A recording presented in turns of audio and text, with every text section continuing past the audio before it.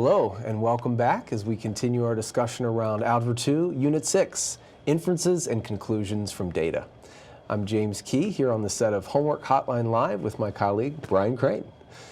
Brian, in this segment we're going to look at sampling distributions for a population proportion.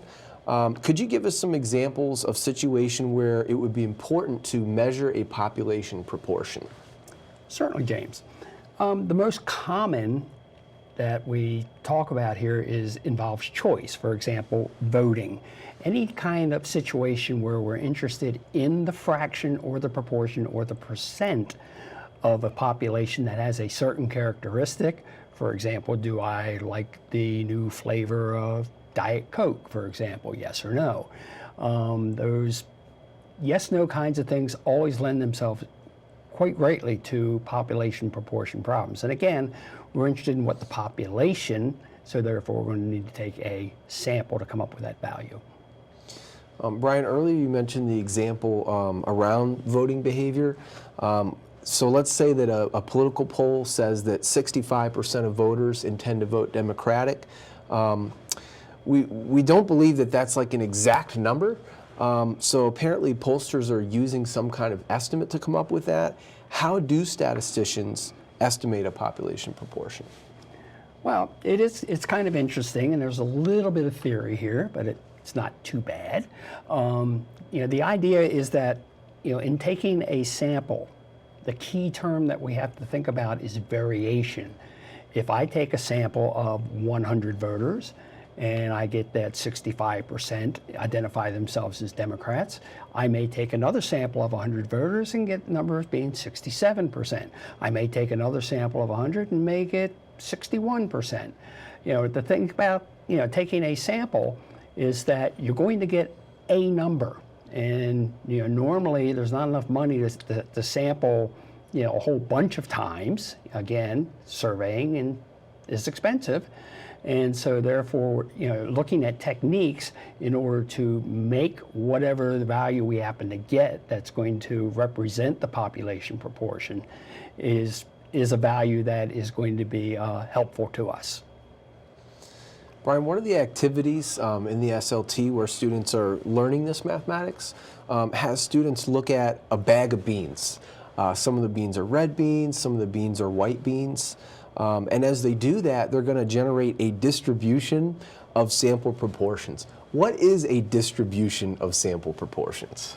Okay, well, simply enough, a distribution of sample proportions is taking a whole bunch of samples of a certain size.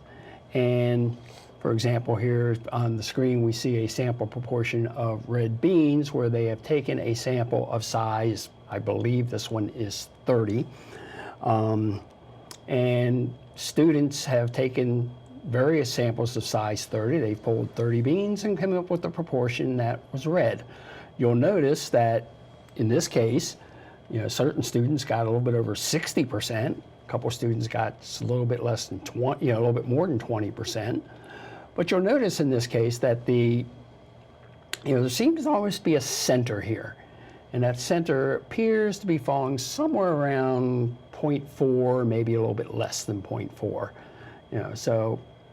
If we were able to take every possible sample proportion of these red beans, we would actually have a distribution that would almost look normal. And that's what we talked about before, the idea that sampling distributions are going to apply to a normal curve. Now again, in this case, it doesn't quite look that normal, but again, the more and more samples we take, the larger the sampling distribution, it will actually, in the long run, as we like to talk about in probability, it will actually start looking very much normal. So that's, that is what we call a distribution of sample proportions. Again, James has now filled that in very nicely, and again, a nice theoretical way of looking at it. We now have a sampling distribution. Again, since we're dealing with 100 beans, is that in this case, James? I believe so. It is, yeah. Of which the population proportion, I believe, is somewhere around 40%. I'm not 100% sure of that, but that's okay. We actually you can see the variation. That's the key point I was talking about before.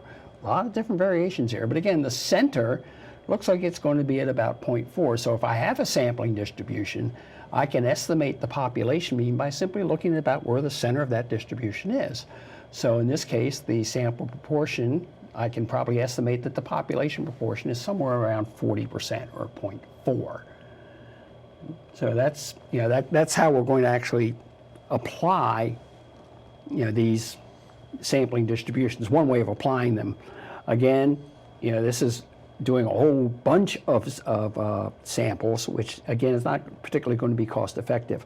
What we also find out in instruction is if instead of taking 30, we take 50, or we take some larger number of a population, the larger the sample size we take, the more normal and smaller variation in those we'll get.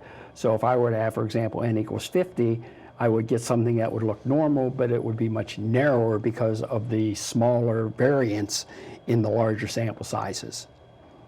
So that's what a distribution of sampling proportions are. Brian, again, just relating back to that example with the political poll, I heard you mention earlier that often they'll do a survey of like 1,000 voters. They're not going to do like a class set of 1,000 samples. They're just going to do that one sample. And we often hear this phrase, well, 55% of voters have indicated they're going to vote for person X with a margin of error of 2%. So can you talk a little bit about, and just in thinking about this activity with the red beans, what does margin of error mean in this context, and how is it determined? Okay, so if we can go back to our sampling, there we go. If we can go back to that for a second, and we can maybe eliminate a lot of the other stuff that's there. If we can erase some of that, that would be perfect. Oh, that was good. Yeah, margin of error, again, the whole concept of variation occurs here. And with variation, we know that no matter what sample we select, because we're only normally going to do one, it will not be the actual population value. So we talk about a margin of error. Now that margin of error, if we look at, for example, the distribution that we have here, it appears that the mean looks like it's somewhere around 0.4 thereabouts. And if we look at where most of the values are occurring, it looks like most of the values are occurring somewhere between, let's say 0.28 and 0.52. So if you can draw vertical lines right about in there. Okay. Now, notice we have outliers. You're always going to get outliers, and one of the things about margin of error is that we're never quite sure as to whether or not we actually have a good estimate as to a population proportion. So for example, we know in this case that we would say that the sample proportion, we'll estimate it as being, the population proportion as being 4/10, with a margin of error in this case of 0.12. Okay, that margin of error is simply the difference between either the highest or the lowest point on this interval and the mean. So in this case, it's 0.52 minus 0.4 or 0.12. So that would be the margin of error. Again, the larger the sample size we're able to take, the smaller that margin of error is. Now, again, I can use any number for the margin of error I want. I could say that, gee, it's 0.4 with a margin of error plus or minus 40%. Well, that would be very accurate, but very not useful.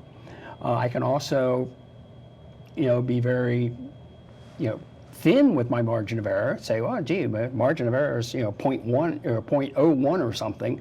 Well, again, I'm not going to be particularly confident that my population proportion value is actually going to be there. So what we do is we use a little bit of theory here in terms of normal distributions. Since we know that the sampling distribution for enough of these is going to be normal, then what we talk about is the fact that, well, 95% of all of our data, and in fact 95% of all of our sample proportions, are going to be within 2 standard deviations of the actual proportion value. So, we have a formula for computing the margin of error. You'll notice it's 2 times the square root of, and you'll notice that P with the little hat over it, interestingly enough, we call it P hat, which is the sample value. Okay, so the 2 is going to be the idea that, okay, we're within 2 standard deviations on either side. Okay, and then we're going to take that value that we see for P hat. In this case, it is, whatever it happens to be. Now again, we're not going to do all these things. We're going to take one and only one sample. So we will have a P hat, whatever it is. If it's 0.5, if it's 0.38, if it's whatever that percentage, whatever that value happens to be, we will put that in.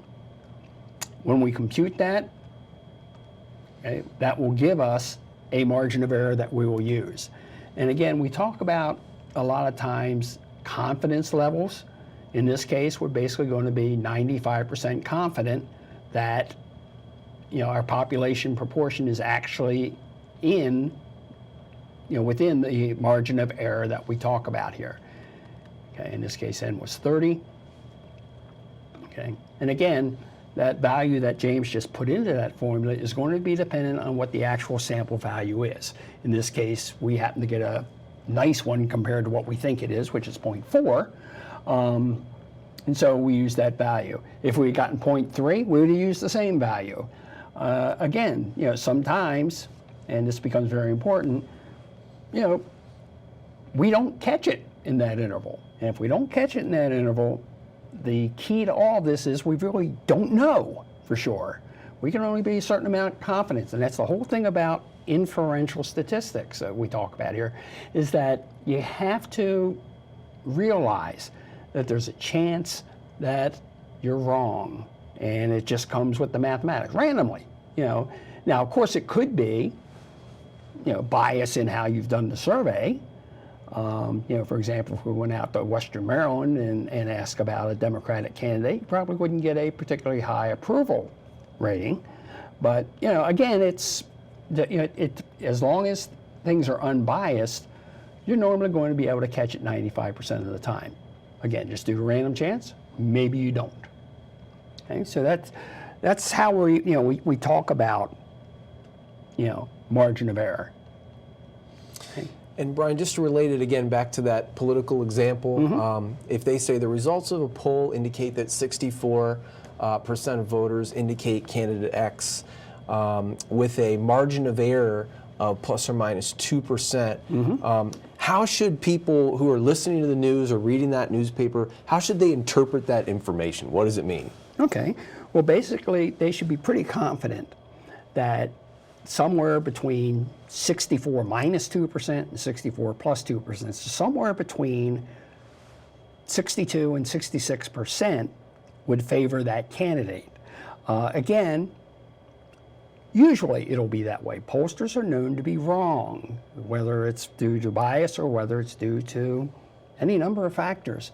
But that's basically how you want to look at that. And particularly if something's kind of close, for example, we talk about, let's say 53% with an error of plus or minus 5. Well, that people have to look at that in terms of, well, it could be anywhere between 48 and 58%. And well, gee, I mean, you're talking the difference between a very close election and an election that's really not close at all. And so, and again, you're certain percentage confident. In this case, not, they're fairly confident of this, but you can't take it as gospel. You can't say, oh yeah, 100% of the time it's 64%, plus or minus, 2%. So yeah, that's how it's going to work. And just to add on to that, with the 64% plus or minus 2%, that really is just saying that in this sample of 1,000, 64% indicated that. If we took a different sample of 1,000, you might get as high as 66, you might get as low as 62. There are some samples of 1,000, as you indicated, maybe you go to a particular region of the state, where maybe it would be quite different from 64%, but they're saying when you consider all the different samples of 1,000 that you could have polled, 95% of those samples will fall within this range, and therefore we're confident that that is reflective of the population. Yes, certainly. Good point. Brian, thanks so much for that discussion around how to estimate a population proportion using the methods of statistics. In this next segment, we'll have a similar conversation, but we'll shift our focus to the population mean. We'll see you then.